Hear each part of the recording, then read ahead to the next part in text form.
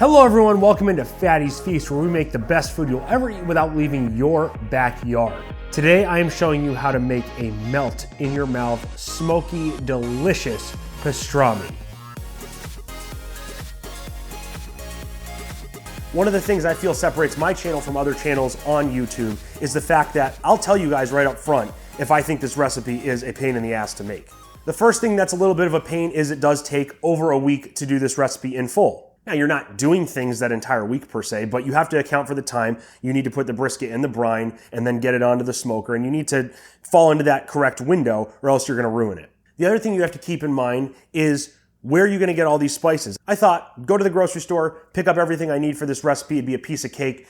Man, was I wrong. One thing in particular that was a pain to find was the curing salt. I found out yesterday, apparently you need a special license in Connecticut to sell this stuff because it's sodium nitrate. So I figured if that was a pain for me, it's probably going to be a pain for someone else out there, so you need to find a place that sells this stuff before you take on this recipe. That being said, I think this recipe is going to be amazing. I've wanted to do a pastrami for a long time. I actually live right down the street from a place in Vernon, Connecticut called Ryan's Deli. It's a famous New York style deli. They have amazing pastrami, so if I can get mine anywhere close to theirs, I'm gonna be extremely happy. Enough talking, let's get into the recipe. To start off, medium pan. Gonna throw this on a medium-high heat. Gonna throw in a tablespoon whole black peppercorn, tablespoon coriander seed, and a tablespoon mustard seed. And all we're doing here is we're just gonna toast these up.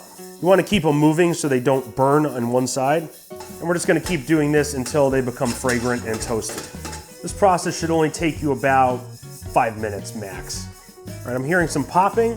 So that tells me we're pretty good and we're browner than we were before. So now I'm gonna take these and throw them in my mortar. And now all I'm gonna do, I'm not gonna grind these up.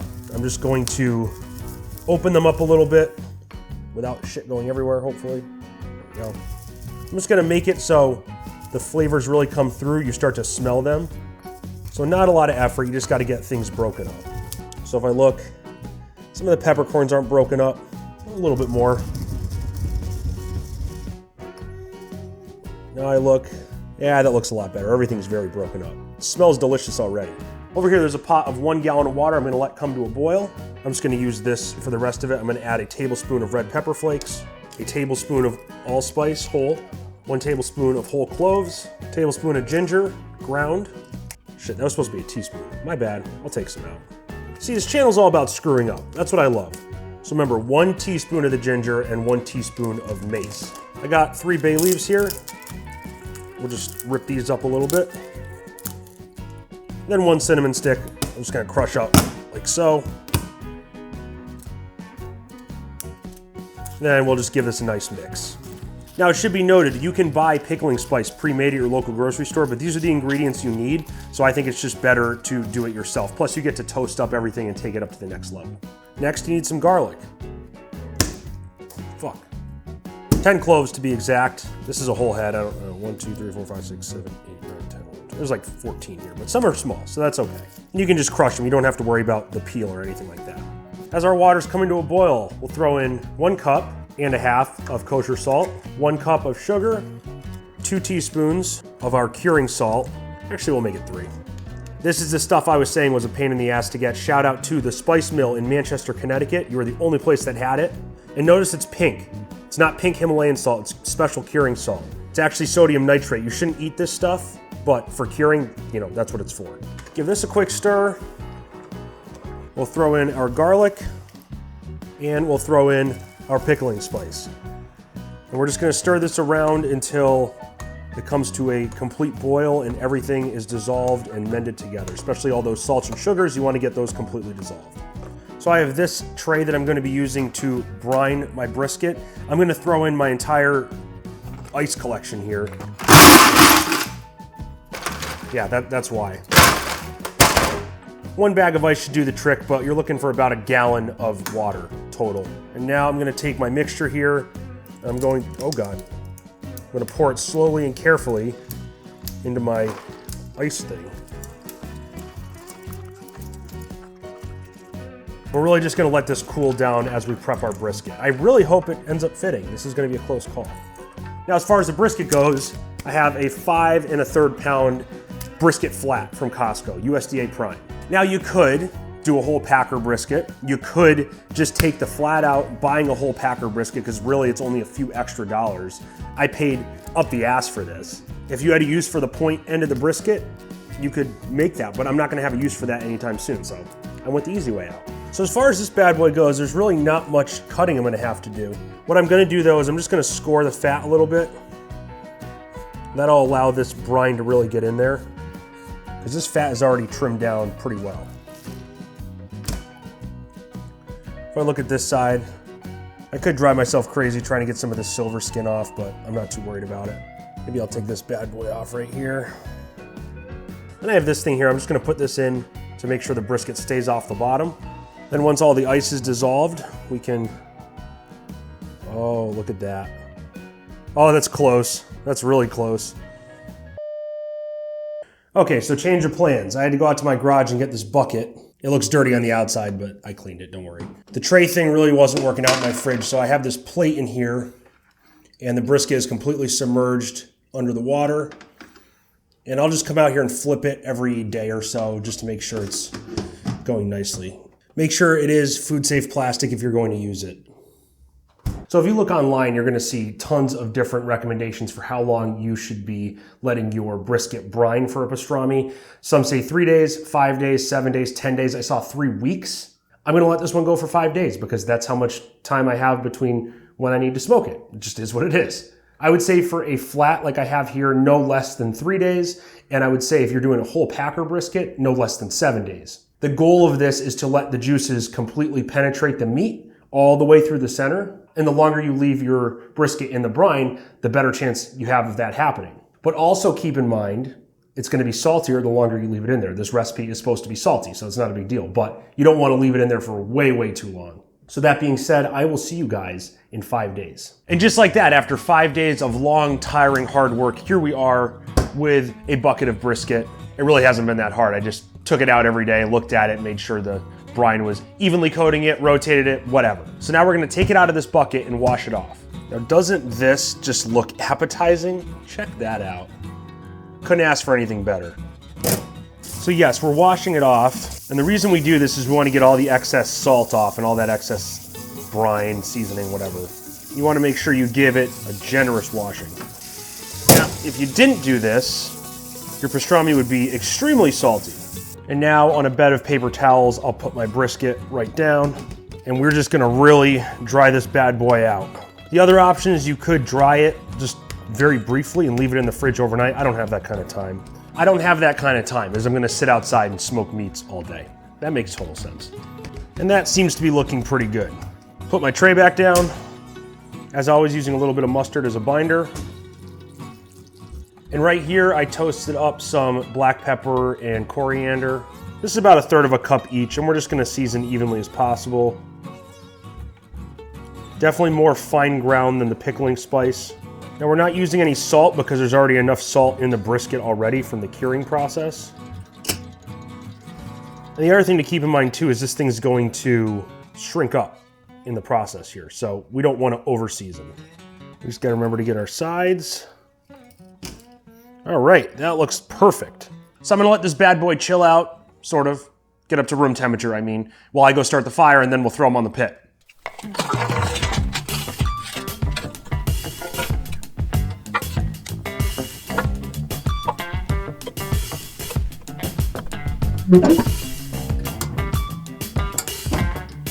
Because this is a flat, there's no fatty section.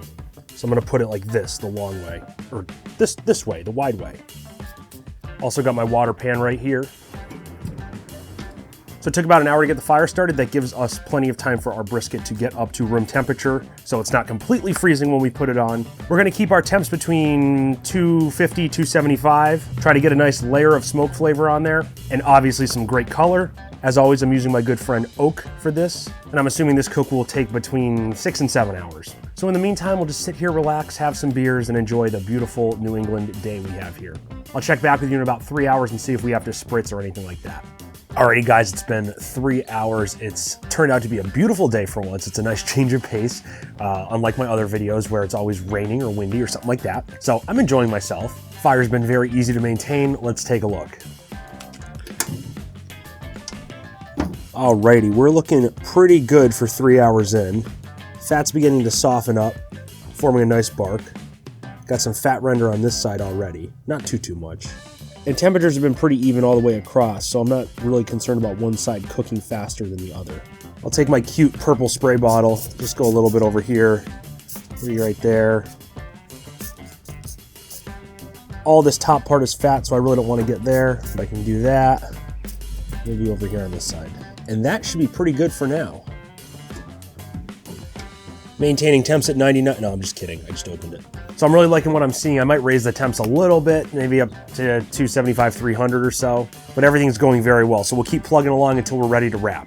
Okay, I've come to the conclusion I should never put time estimates on anything because it's been longer, as always. We've been cooking this bad boy for 6 hours now. Let's take a look.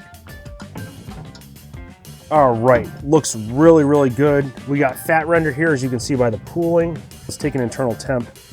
Let me go right about there. And 151. This is a thick part, 162.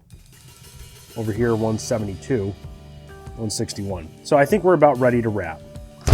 So let me get some butcher paper out here. Gonna put some beef tallow right where the bottom of the brisket's gonna go. This stuff has been in my fridge for a while, so it's a bit hard.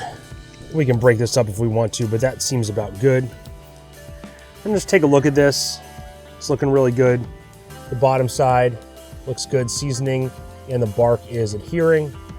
I'll just lay this right down here. I'll just spritz a little bit. We'll take this.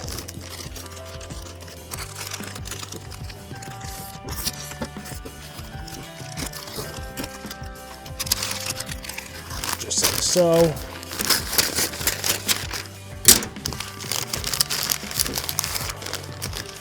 So we're going to get as tight as possible. Take this, and we'll wrap that under. Not bad. I'm going to throw it back on with the end that was not facing the fire the whole time. This is the sharper end, so I'll put that just like so. And we wait. Now I'm going to get the temps up to, I want to keep them around 300 now. We're just going to really finish this cook off. The thing is already really tender, so I'm not worried about fat render. Plus, we're not cooking a full packer brisket, so there's not that fat ribbon in the middle, the decal, that we really need to worry about. Another note is a lot of people will wrap their pastrami in aluminum foil. No matter what I'm doing, if it's meat, I'm wrapping it in butcher paper. That will allow the meat and the bark to breathe a little bit while still retaining a lot of moisture. So on that note, I'm going to maintain temps. I'm going to go clean my house, and then I'll bring you guys back when the cook is finished, once we reach an internal temperature of around 205 and we let it rest for an hour or two. Stay tuned. All right, everyone, here we are back in the house. It took about 10 hours to cook this thing, okay? So let's unwrap it and see what we have. So we got a lot of juices here. Let's see what we got. Oh, yes, here we go. So the bark held up very well. Let's take this over to the cutting board. And let's take a cut into this.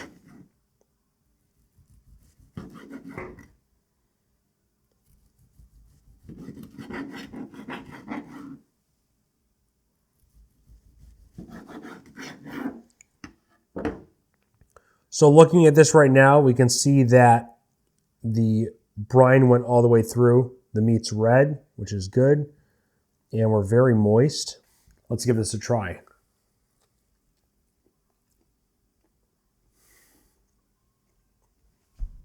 I'm going to be honest, guys, this sort of makes me emotional. I've never been more proud of something I've made. This is really good.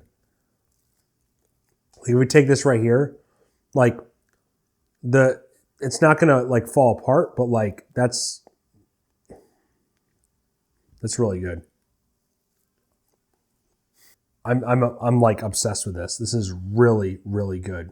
It took a long time, but like I don't have, if I cut into it, and I don't think I have that flop.